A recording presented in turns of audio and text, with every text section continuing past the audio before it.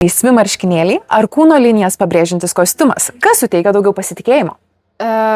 Kūno linijos pabrėžiantis kostiumas. Man tik tai patinka darant užpakalio kažką, užsidėt, kas biškį tai plazda. Tada labai smagu. Ar tavo namų baldai yra nukentėję nuo to, kad bandai repetuoti judesi svetainėje? Net ne baldas, o siena.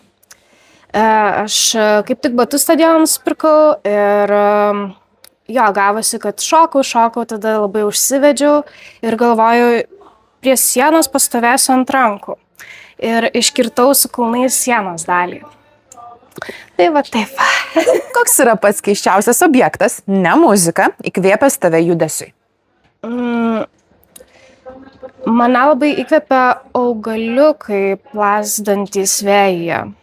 Taip, aš pati labai mėgstu taip su rankom daryti įvairiai ir turbūt iš augalų ir išmokau šitą dalyką.